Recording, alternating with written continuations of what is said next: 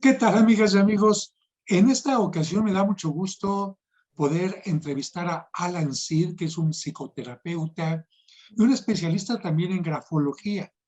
Esta ciencia, vamos a decir, esta parte de la psicología que nos ayuda a poder captar, entender algunas cosas a través de los trazos de una persona en su firma, en su escritura e incluso a través del dibujo.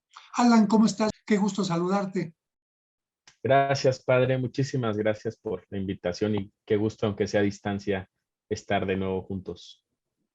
Fíjate que en una ocasión tú nos platicabas de aquellos padres de familia que llevan a sus hijos a una terapia contigo y que a lo mejor los niños no son tan abiertos para comunicarse verbalmente, pero que tú trabajabas con ellos y no solamente con los niños, sino también con todas las personas a través de los dibujos, porque mientras estamos dibujando parece que nos estamos divirtiendo únicamente, que estamos sacando nuestras habilidades, pero más allá de eso, estamos reflejando algo de quién somos, qué pensamos, a qué tememos. ¿Esto es cierto?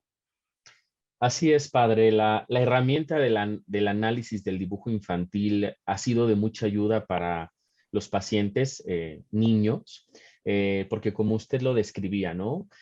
Una de las grandes descubrimientos del análisis del dibujo infantil es que los niños, sin darse cuenta, proyectan a través de las cosas que dibujan sus emociones, sus sentimientos, qué dinámicas están viviendo en casa, si son niños que sufren bullying, si hay niños que sufren abuso sexual, que acá les traje unos dibujos para que los puedan ver. Y entonces sí, no necesitamos verbalizar directamente con el niño, puesto que el dibujo nos va a revelar información y nos vamos a apoyar en el dibujo para después hacerle preguntas al niño sobre ese mismo dibujo. Y como todo está desplazado, ¿qué quiere decir? No es lo mismo decirle al niño, oye, tú con tus papás, ¿qué está pasando? A si el niño dibujó una familia, decirle, a ver, cuéntame una historia de este papá que dibujaste, a ver, cuéntame una historia del niño que dibujaste. Para el niño es menos agresivo y menos invasivo la pregunta directa a cuando la podemos desplazar a través de las cosas que dibujó y ahí, con los conocimientos de un terapeuta, podemos ir sabiendo qué significado tiene el trazo, la velocidad con la que dibujó, la presión, el tamaño de la cabeza, cómo fueron los brazos, qué dibujó, si el dibujo tiene movimiento, si eligió colores más oscuros, si eligió colores más vivos. Son algunos de los elementos que tomamos en cuenta para tratar de entender cómo está el funcionamiento de la mente de ese niño. Por suponer algo, no sé, pero por suponer algo, a lo mejor en un dibujo, si presenta de mayor tamaño a la mamá y a un papá muy pequeñito o un papá que no está, entonces ya tienes tú la oportunidad de decir, ¿por qué pintaste a tu papá tan pequeñito? O no tienes papá, o en esta historia no estaba el papá presente, alguna cosa así, ¿no? Efectivamente, padre, el tamaño de los dibujos también nos puede hablar de muchas cosas. Lo que necesitamos hacer es una buena indagación porque lo que usted dice, esas son posibilidades, que el padre no está, que el padre es ausente, y la otra posibilidad es que sea un conflicto interno del niño. Quiere decir que el niño quiere armar un vínculo muy exclusivo con su mamá y entonces el niño mismo desacredita y deshabilita al padre, no lo toma en cuenta porque quiere tener una relación especial con su mamá y entonces es muy importante poder diferenciar si es una ausencia real del padre porque no está presente, si es una ausencia de juego porque el padre sí está, pero no se conecta con su hijo, o si más bien son las fantasías del hijo queriendo desacreditar a su padre, aunque él intente acercarse a él, pero porque el niño trae un conflicto de rivalidad con él. Entonces, si el tamaño con el que dibuja también es un elemento importante. Fíjate qué interesante lo que acabas de decir, porque no solamente refleja el dibujo la realidad, sino también las fantasías del niño. Y entonces un psicólogo, un terapeuta tiene que ser muy hábil para no confundir si no está fantaseando en algo con lo que está sucediendo en la realidad, ¿no? Ahora, yo sé que como en cualquier consulta, cada persona es totalmente distinta, pero hay algunos síntomas generales. ¿Qué síntomas, por decirlo de alguna manera, qué características podemos decir que existen en el dibujo para poder interpretar determinada cosa? Claro que sí, padre. Le traje una presentación para que podamos tenerlo de una manera más visual. Y aquí hay un ejemplo de la pregunta. A ver, lo voy a hacer en grande. Aquí El está. test de la figura humana. Ah, muy bien. Así es. Entonces, por poner un ejemplo, lo que le pedimos al niño, que este análisis también es para adultos, por cierto, lo que se le pide al niño es, se le dan colores, hojas blancas y le decimos, necesito que dibujes una figura humana lo más completa posible. Le decimos figura humana porque hay niños que quieren dibujar a sus personajes favoritos, a Iron Man, y eso ya no nos da tantos elementos, porque lo que queremos Sí. es que sea lo menos libre. Iron Man ya sabemos que es rojo, ya sabemos que trae una armadura, preferimos que haga una figura humana, y si a la figura humana le puso una armadura, ya es muy significativo. Entonces Ujú. le pedimos lo más completa posible porque por ahí hay un niño que no le va a dibujar una mano, una pierna, que si a pesar de nuestra instrucción no dibujó una parte del cuerpo, también es muy significativo y tiene simbolismos. Entonces, a grosso modo, padre, una de las cosas que analizamos son las proporciones. Por ejemplo, la cabeza nos habla de la parte creativa, del mundo de las ideas, de la imaginación, de qué tan racional es la persona. Entonces vemos las proporciones. La parte del pecho, los brazos, las manos, el estómago, es la parte social, cómo interactúa con las demás personas, qué tanto se relaciona. Por ejemplo, hay un niño que puede dibujar a la figura humana de brazos cruzados y eso ya nos habla de un retraimiento a la sociabilidad. O un niño Ujú. puede dibujar los brazos abiertos, que es esta necesidad de contacto, de abrazos. Y la parte del cuerpo final, a partir de la cintura hacia abajo hasta llegar a los pies, nos va a hablar de la parte más instintiva del niño, qué tan impulsivo, qué tan demandante, qué tan agresivo puede ser, y son las proporciones que podemos ir analizando. También cuando le decimos una figura humana lo más completa posible, no le estamos diciendo si hombre o mujer. Entonces va a ser muy interesante ver qué es lo primero que dibuja, porque el sexo de la figura nos va a hablar de con quién está más identificada la persona. Y ahí podemos también ver situaciones de la sexualidad. Un niño generalmente va a dibujar primero una figura masculina, una niña, una figura femenina, y en caso de lo contrario, eso nos puede llamar la atención para ir viendo por qué el niño está más identificado con la figura femenina, aunque todos tenemos identificaciones masculinas y femeninas, ¿por qué de Claro. inicio lo primero en lo que está pensando el niño es en una mujer o la niña en un hombre? Y entonces también esa es otra característica que observamos. Puede ser también importante si dibujó un niño o una niña en lugar de dos adultos. Sí, también generalmente, no siempre hay sus excepciones, pero generalmente el niño dibuja a un niño. Eh, a menos que nosotros le pidamos que dibuje una familia, ahí vamos a encontrar normalmente más integrantes, pero habitualmente sí, el niño y la niña se dibujan a sí mismos sin que nos lo digan abiertamente, a menos que traigan un pleito, una situación, un conflicto. Esos serían elementos circunstanciales. Quiere decir que en ese momento el niño tuvo un pleito con su mamá o con su papá, y a lo mejor en el dibujo los va a hacer a ellos porque los trae muy presente con el conflicto que está haciendo, pero en lo general se van a dibujar a sí mismos sin saberlo conscientemente. Por eso vamos a tratar de indagar en ese dibujo, simulando que estamos jugando con los dibujos, pero sabiendo que muchas de las cosas que el niño nos mencione de ese dibujo tienen que ver con sus propias conflictivas. En el caso de los colores, ¿tienen alguna importancia también, Alan? Sí, hay especialistas que les gusta analizar cada color, qué significa. En realidad yo me voy un poco más a lo general. Yo les Mm. voy a mostrar ahorita un dibujo de un niño que sufrió abuso sexual y vamos a ver la presencia de los colores más oscuros, rojos, todos revueltos. Y aquí estaría un ejemplo de cómo los dibujos nos estarían hablando, por ejemplo, el rojo, el negro, como de esta agresión contenida que tiene André de 8 años por haber sufrido abuso sexual de su padre.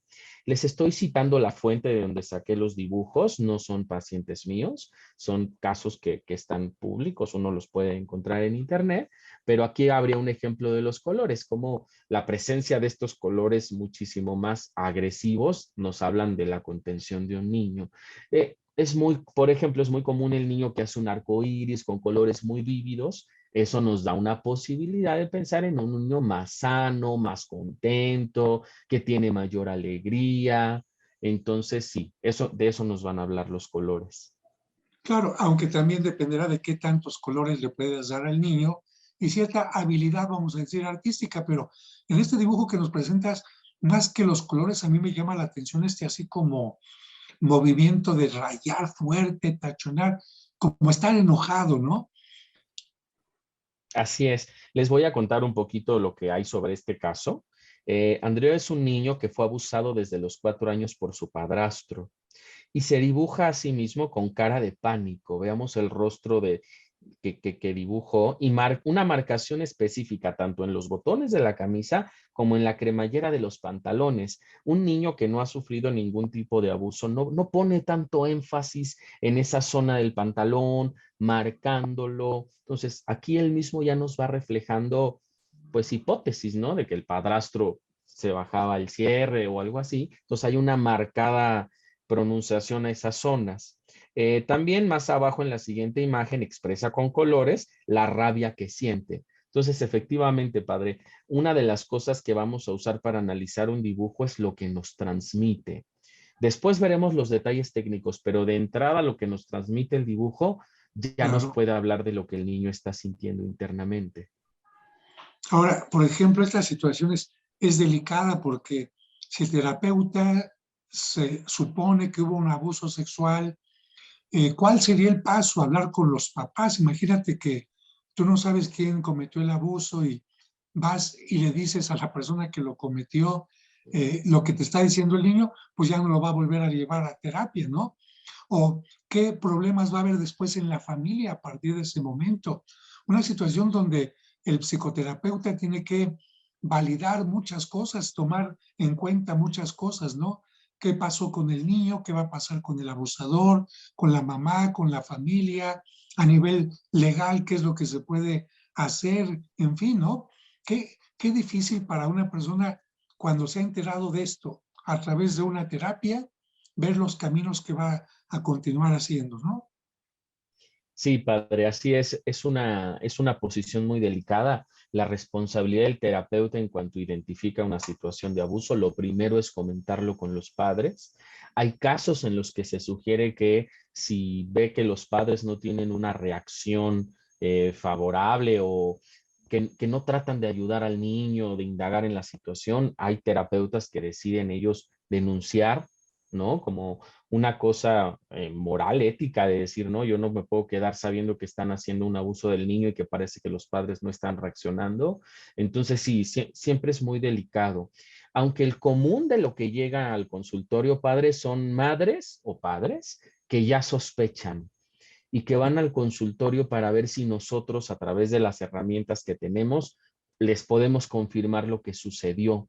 Sí hay casos, no me han tocado, pero sí debe haber casos de padres totalmente desconectados que ni siquiera se lo imaginaban, pero generalmente como el niño tiene un cambio en su manera de ser después de un acontecimiento así, los padres lo notan, están más irritables, los ven más berrinchudos, tienen pesadillas en la noche, hay algún familiar en especial con el que no se quieren quedar y no quieren estar, pero no lo hablan claramente porque siempre la persona que sufre abuso lo vive con demasiado miedo y no es una cosa sencilla poderlo hablar. Entonces, normalmente ya los padres tienen una sospecha y acuden a un terapeuta y generalmente la sospecha se confirma y con una indagatoria el niño habla más profundo y hasta ahí queda la labor del terapeuta si ellos quieren hacer una denuncia y lo que hace el psicoterapeuta es trabajar ese trauma con el niño, la rabia contenida que quedó, el susto, la manera tan prematura en el que se le vino un despertar sexual, las ansiedades tan fuertes que eso despierta.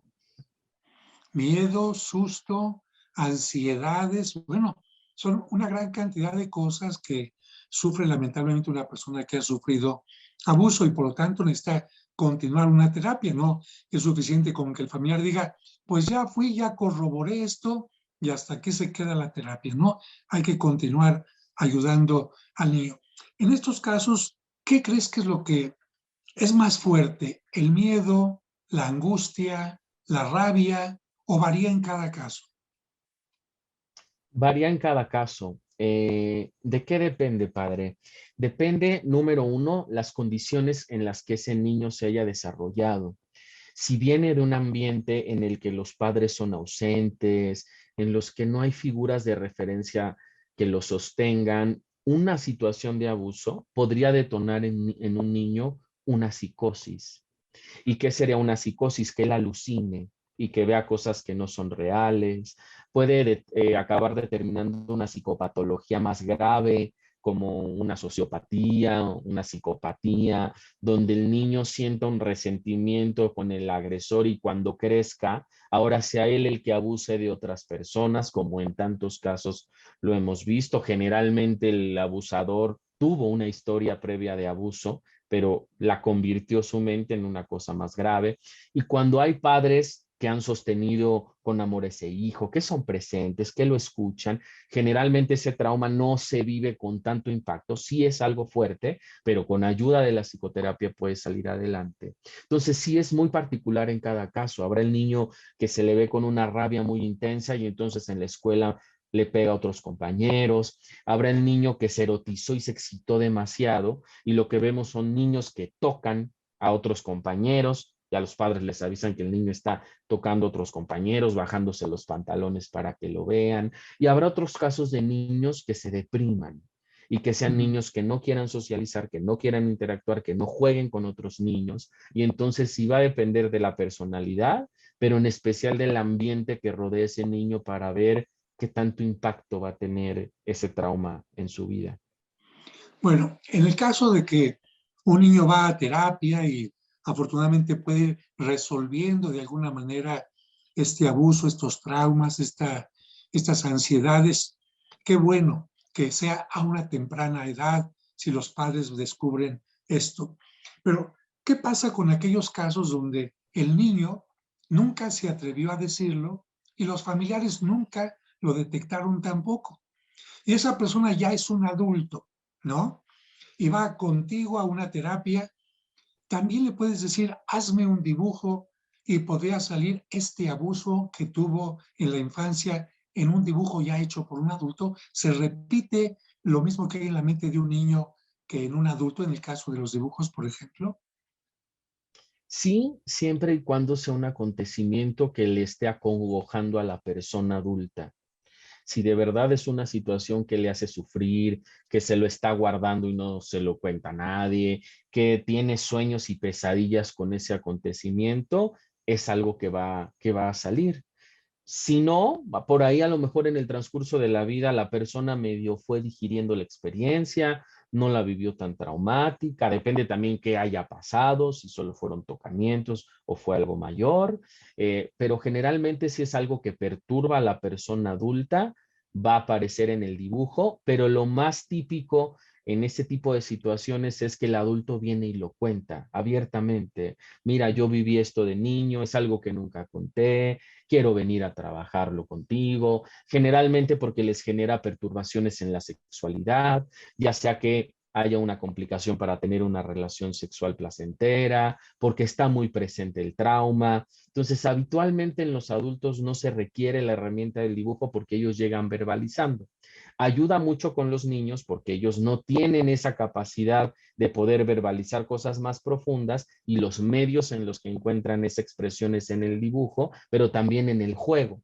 Entonces, cuando un psicólogo hace una evaluación para ver el estado mental de un niño, no nos cerramos nada más a los dibujos, sino que al niño le proporcionamos una caja con juguetes y le pedimos que juegue. Un juego libre porque queremos ver solito Claro. el que surge de su imaginación y entonces observamos qué elementos hay, qué cosas juega. Por ejemplo, habitualmente un niño que tiene una situación de adopción en la que los padres no se lo han dicho, una cosa inconsciente de él lo sabe y son niños que juegan cosas de adopción, aunque verbalmente no se lo hayan dicho. Pero en adultos, habitualmente, el adulto llega y te lo expresa y te lo dice porque siente que está relacionado a una dificultad que tiene, y ahí ya nos ahorramos la posibilidad del dibujo y mejor nos enfocamos en trabajar terapéuticamente para ayudarlo. Bueno, un trabajo interesante entonces con adultos, especialmente lo verbal. Ahora, ¿tienes algún otro ejemplo? Ya vimos un dibujo de este abuso, algún otro dibujo que hable de divorcio, que hable de tristeza en el niño por alguna razón. Sí, les traje este otro que también es muy llamativo. Este es de Fernando. A ver, aquí está. Este es de Fernando, un niño de 13 años que lo que sufrió por parte de su padre fueron golpes y maltratos del padre. ¿Qué pudo él reflejar en el dibujo? Dibujó a su padre. O sea, él por dentro vive a su padre como si fuera un diablo, con problemas de adicción, desorganizado, con las botellas rotas. Se llegó a hacer del baño en los pantalones y entonces pone estas gotitas. Entonces vemos cómo al niño no se le pidió nada más que dibujara libremente, y él solito con su mente proyectó a través de la pluma, el papel, el lápiz, la situación interna. ¿Y qué nos quiere decir este niño? Si el dibujo habla, ¿qué nos dice? Estoy aterrado, mi papá es como un diablo desorganizado, no deja de beber, le tengo miedo, no puedo sentirme tranquilo a su lado. Y entonces aquí es otro momento en el que el dibujo nos es de mucha ayuda. En este caso, el terapeuta le habrá preguntado al niño, ¿este diablo tiene tales características? ¿Se parece a alguien de tu familia, por ejemplo? Sería la pregunta. Hay que ver el niño qué tan abierto o qué tan asustado viene. Si vemos que es un niño con mucha apertura, que habla, que socializa, muy extrovertido, sería pertinente esa pregunta, ¿no? Yo veo un diablo, parece que está tomando, ¿a quién se parece de tu familia? Y jalamos el dibujo y lo llevamos a la realidad externa. Y el niño podrá verbalizar con facilidad: sí, es mi padre. Pero si vemos un niño con muchas perturbaciones, muy asustado, muy inhibido, tuvo dificultades para separarse de la madre para entrar al consultorio con nosotros, lo vemos angustiado, ahí conviene quedarnos haciéndole preguntas al niño, todo a nivel del dibujo. Oye, ¿y este diablo por qué está tomando? Oye, ¿y tú qué sientes cuando ves al diablo? Oye, ¿y qué más cosas me cuentas de ese diablo? Entonces el niño lo vive con menos amenaza, sentir que estamos hablando del dibujo, aunque nosotros sabemos que nos está hablando de él, pero en un niño muy perturbado nos quedamos a nivel de juego. Eventualmente, si ese niño se convierte en un paciente, poquito a poquito iremos creando un puente para eventualmente hablarle de que ese diablo hace referencia a su padre, a las cosas traumáticas que él vivió, pero va a ser un trabajo de poquito a poquito ir ayudando a ese niño a crear un vínculo de confianza con el terapeuta para que eventualmente él pueda verbalizar esa situación y ahí le podamos ayudar a superarla. Es más difícil hablar del dibujo que de la realidad. Qué interesante esto. ¿Algún otro ejemplo, Alan? Sí, vamos a poner otro. Este es el caso de David, de 8 años, y también sufre abuso del padre. Y lo primero llamativo del dibujo son los ojos rojos de furia de ese padre, y la especial énfasis que el niño hizo en la zona genital para dibujar esos marcados, esas líneas negras. Y entonces acá tenemos el caso de David. Sufrió abuso sexual y David dibuja a su agresor con los ojos encendidos, marcando especialmente los órganos genitales. A su lado escribe palabras relacionadas con el abuso que ha sufrido. Describe el dibujo así: él, el que me hizo daño, y he dicho finalmente que es verdad que me lo hizo. Aquí hay un ejemplo, padre, por ejemplo, de un niño que sí pudo verbalizar ese abuso. Dibuja y aparte le dice al terapeuta: él me hizo esta agresión, él me hizo este daño, y ahí vemos cómo el dibujo nos ayuda, ya lo pudimos llevar a la realidad externa, que el niño lo verbalice, y lo que continuaría sería pues una demanda, hay que dar aviso a las autoridades, Claro. pero sobre todo un trabajo terapéutico con el trauma que este niño pues debió haber experimentado pues a una edad tan corta. Bien, vamos a ver otro ejemplo mientras te comento que me llama la atención que en todos los dibujos que hemos visto se usa la frontalidad, es decir, se presenta a la persona de frente, No sé si en alguna ocasión se tenga que ver a la persona de perfil, o sea, lo más normal presentar a la gente de frente. Así es, sí, sí es un rasgo característico.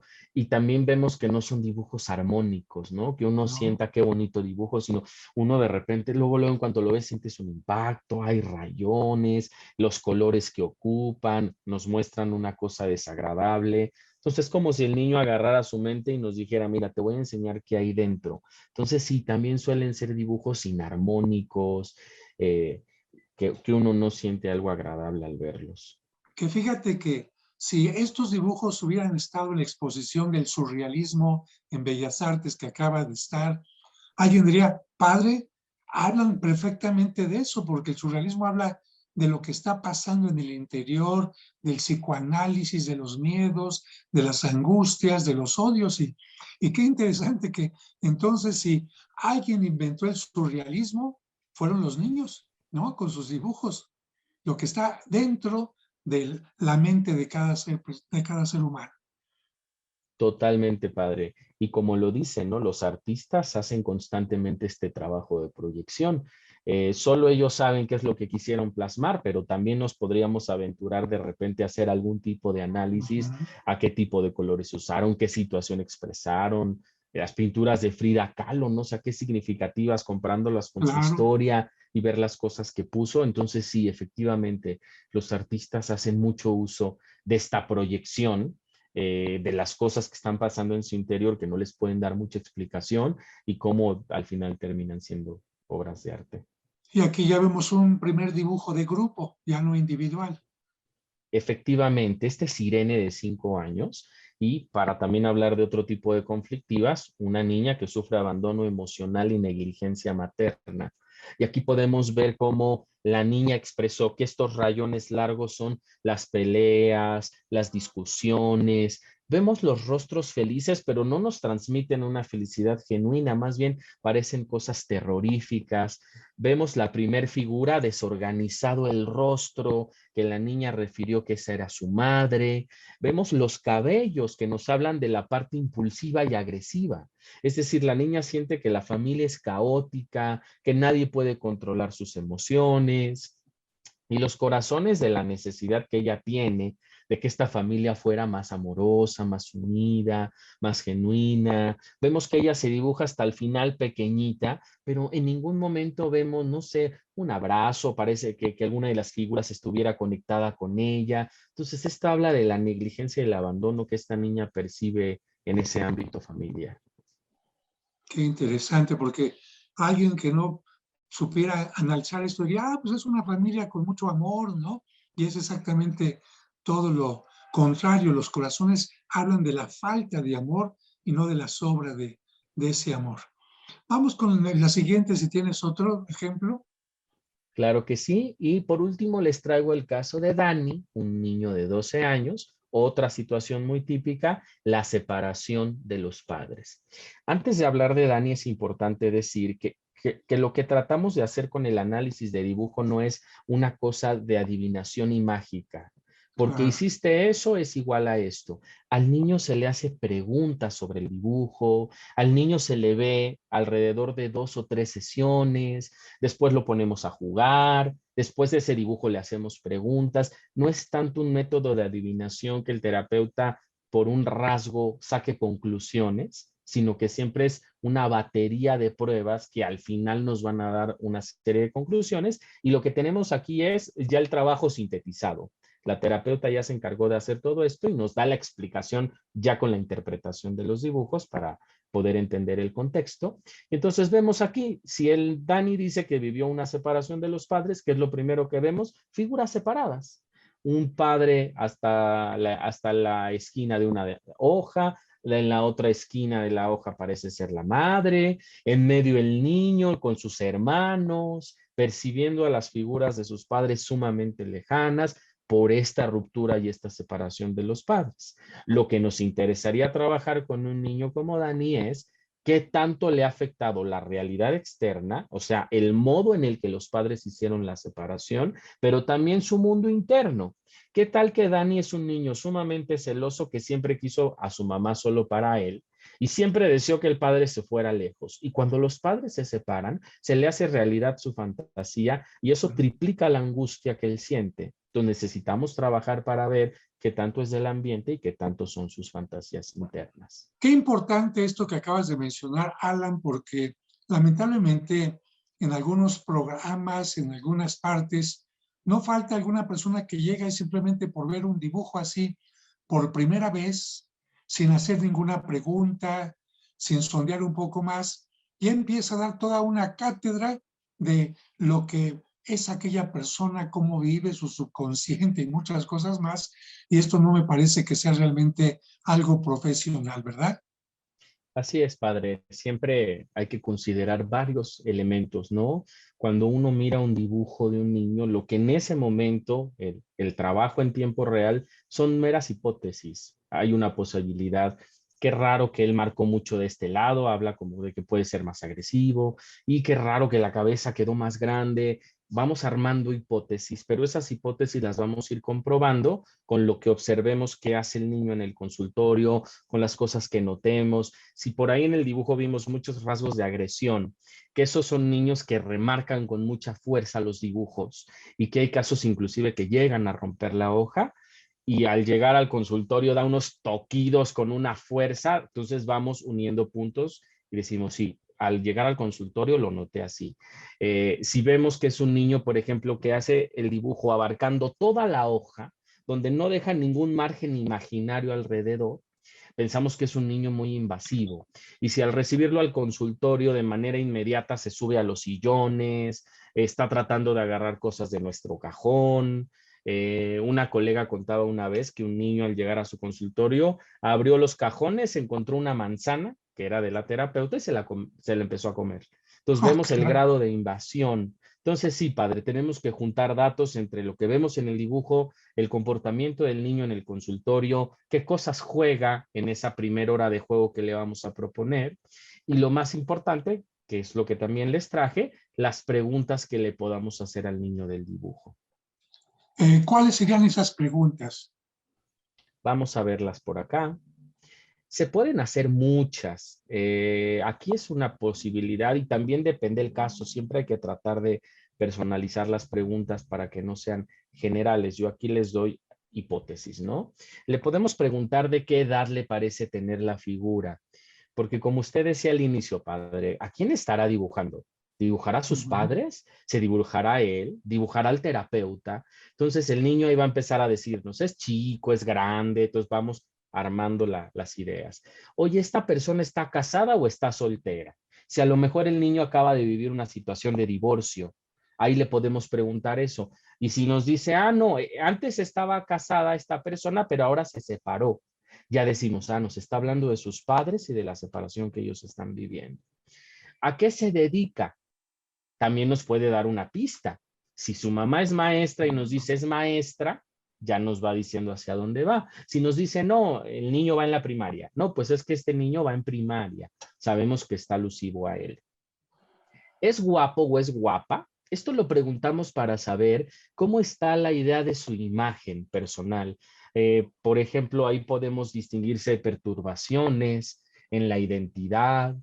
El niño naturalmente, lo sano es que diga, es guapísimo, es muy bonito, eso es lo sano.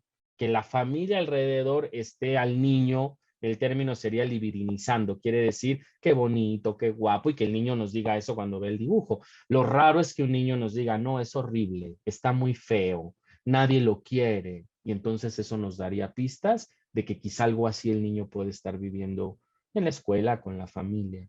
Si es nervioso, nos puede ayudar a ver cómo él se siente con esa parte. Oye, cuéntame, amiguito, ¿cuál es la mejor parte de su cuerpo de este dibujo y por qué? Entonces, imaginémonos que un niño nos puede decir, pues la zona genital, porque la tiene muy bonita. Ay, ¿tú cómo sabes? No, pues porque cada que se baña, la observo. Entonces, ya tenemos pistas. ¿Por qué el niño hizo alusión a esa zona y cómo podemos indagar con él? Pero insisto, es algo tan desplazado que el niño no lo vive como que a él lo estamos juzgando, sino que todo está puesto en el dibujo. Eh, Claro. vemos la parte opuesta. Oye, ¿cuál es la peor parte del cuerpo de esa persona? No, pues sus brazos. Oye, ¿por qué sus brazos? Porque mi mamá siempre dice que qué feos brazos tiene. Ah, entonces está haciendo alusión a la madre. Entonces vemos también cómo está el tema de la autoestima y del autoconcepto, preguntándole sobre las zonas del cuerpo. O le preguntamos también cuáles son sus principales deseos. Oye, ¿qué le gusta hacer a esta figurita que dibujaste?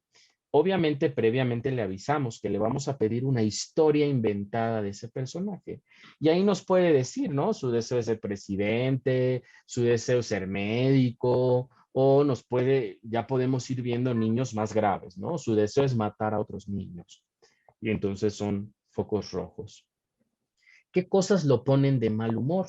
Y eso nos va a ayudar a conocer al niño, que le agarren sus juguetes, que lo sienten a comer, cosas que uno puede ahí decir, bueno, eso es normal. Al niño le enoja cuando papá le da de cinturonazos. Entonces ahí ya también tenemos otro foco rojo. Le preguntamos, oye, ¿esta figura te recuerda a alguna persona en especial? Eso es lo que usted decía hace ratito con el dibujo del diablo. Si vemos que el niño está listo, que está muy abierto, participativo, le podemos ya empezar a hacer referencia a quién se refiere, porque así ya lo llevamos a lo concreto y a lo real. A mi papá. Hacemos a un lado el dibujo y le decimos, a ver, cuéntame de tu papá, ¿por qué te acordaste de él? Y entonces ya hicimos un puente que gracias al dibujo el niño nos va a verbalizar una situación, que si no hubiera existido un dibujo, quién sabe si el niño hubiera tomado solo la iniciativa de hablarnos a lo mejor del papá. Qué cosas lo ponen de buen humor a este personaje y nos ayuda a saber al niño qué cosas le gusta hacer. ¿Le recuerda a alguna persona en especial? ¿Le gustaría ser como la persona dibujada? ¿A este que dibujaste te gustaría ser como él? Si está dibujando a los padres, vemos qué tipo de admiración o de reconocimiento les tiene a ellos. Y si está hablando de sí mismo, podemos ver qué idea y qué aspiraciones tiene de él. ¿Y te gustaría casarte con esta persona? Lo que pasa que habitualmente le pedimos un dibujo de la figura humana. Si él primero dibujó un varón, después le pedimos un segundo dibujo con el sexo opuesto. Y ahí podemos dibujar el sexo opuesto. Entonces ahí podemos ver situaciones de la sexualidad.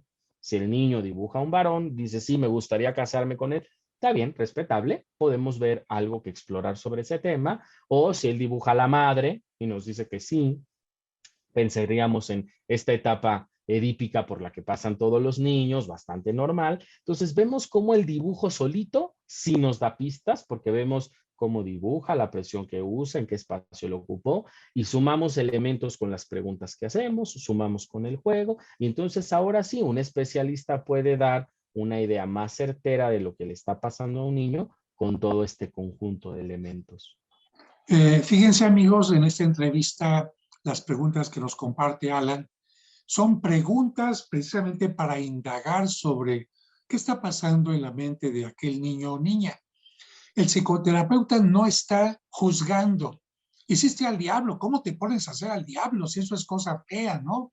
O esto, aquello más, no se juzga. ¿Por qué? Porque si no el niño entonces se va a reprimir.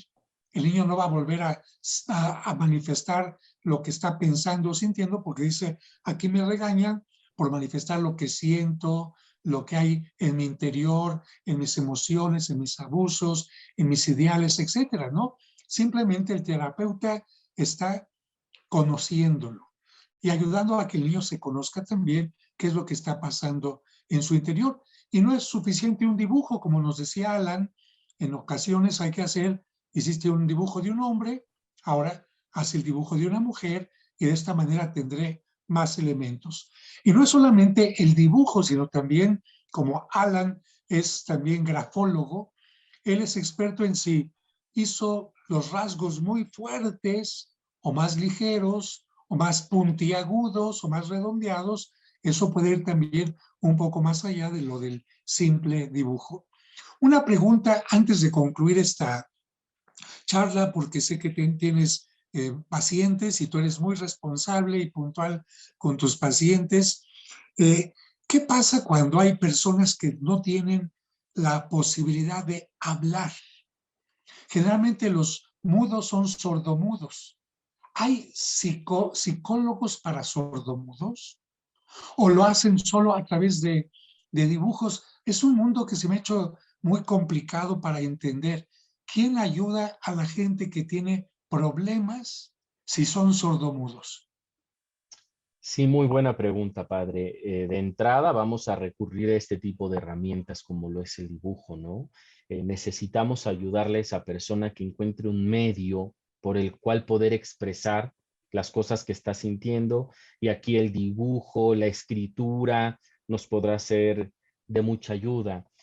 Normalmente, en ese tipo de situaciones se les puede ayudar, por ejemplo, a través de lo escrito, ¿no? Si no tienen ningún tipo de debilidad visual y pueden ver muy bien, entender la lectura, la escritura, también puede ser un medio para ayudarlos, que ellos escriban, que expresen lo que están sintiendo, que el terapeuta en esos casos tenga una consideración y pues no vamos a usar una terapia tradicional, sino lo que haremos a lo mejor es algo más escrito a través de mensajes, de cartas, pero sí, mientras no esté dañada esa parte.